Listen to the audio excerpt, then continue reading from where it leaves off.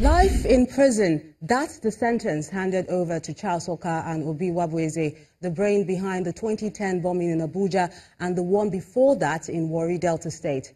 Okah and Nwabueze, alongside Edmond Ebiware and Temkefa Francis Ozovo, were first arraigned before the court on December the 7th, 2010, in connection with the Independence Day and Warri explosion. Francis Ozovo died later in detention, while Ebiware, who had his trial conducted separately, had been convicted on January the 25th, 2013 for the same set of offences and is currently serving a life sentence.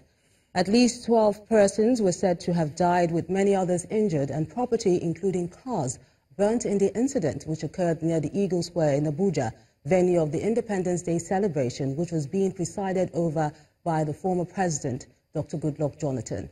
One person was killed and 11 others injured in the Warri attack during a post-amnesty dialogue meeting. And let's get more perspective on this judgment, and I'm being joined by a senior advocate of Nigeria, Dr. Paul Ananaba. You're welcome to the News at 10. Good evening. Now, 8 years, that's how long it took to deliver this verdict. Do you think this trial could have been done and dusted sooner? Yes, I mean, it could have. But every trial and every proceeding will have to be looked at by their peculiar circumstances. One,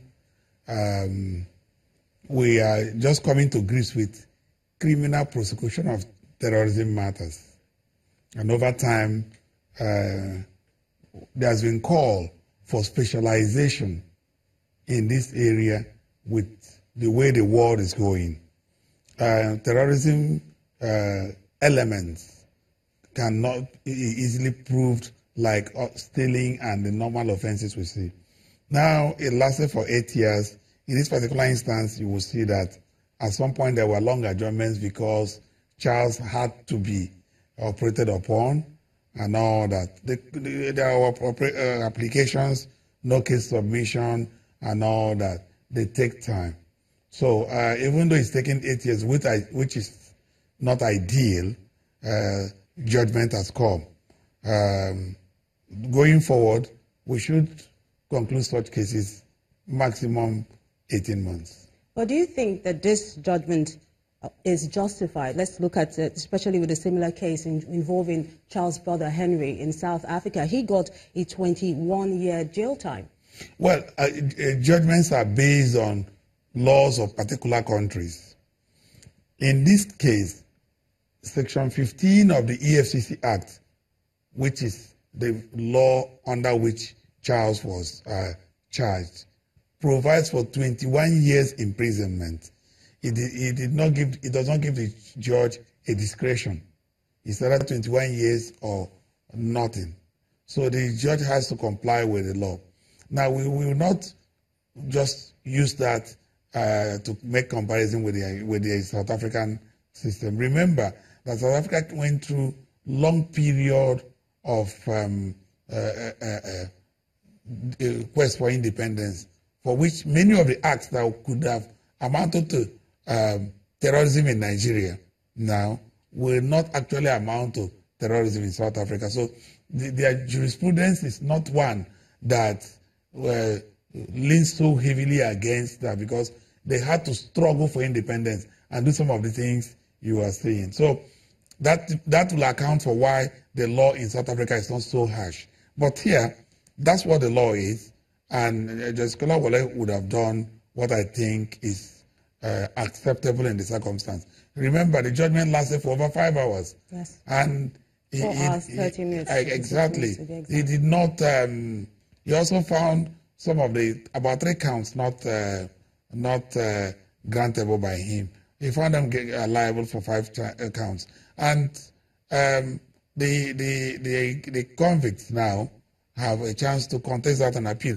That is the beauty of the legal system. They have a chance to to challenge the judgment on appeal.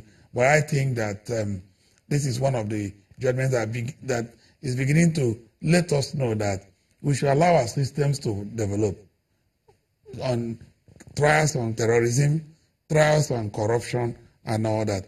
It will be getting better as we go on.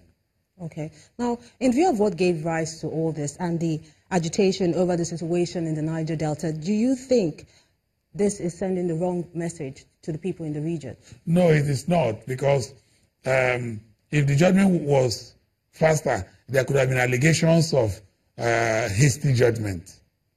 Remember that even in the course of the trial, Charles had to actually want to jump out of the court and all that. So, one, what are the principles for judgment? Deterrence. It will serve as a lot of deterrence, because look at what Charles was saying in their plea of allocatus, that is, for mercy. I have a family, I have children, I need to look after them. So it draws the mind of the would-be criminal to the fact that if you take some acts, the court may convict you irrespective of the fact that you have children to look after. Remember your children before you act.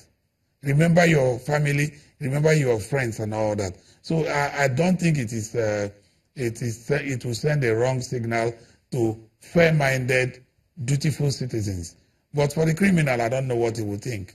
On a final note now, what more do you think can be done with the legal system to speed up such cases so that it doesn't drag for too long and the victims can at least get some form of closure? You will see that it's always difficult to prosecute serious offenses without the investigation and prosecution being combined. Going forward, I look forward to the following one. The investigating team will have the lawyer that will prosecute as part of them, so that in the course of investigation, they are already ready for trial.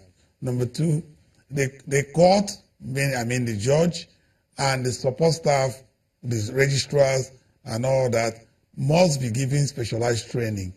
There must be electronic support to trials. Electronic in the sense that witnesses can be recorded electronically, so that you reduce the long hand. The ACG has done quite a lot. There's no stop proceedings and all that. And there should be commitment from the bar, from lawyers, that you don't seek unnecessary adjournment or file unnecessary applications that you know will lead to nowhere. Everyone should be patriotic, and even for the prosecution, if they are not sure of a case, there's no point taking the case through the court system and reducing people's confidence in the legal system. Senior Advocate of Nigeria, Dr. Paul Ananaba, thank you so much for speaking with us on the News at 10. Thank you.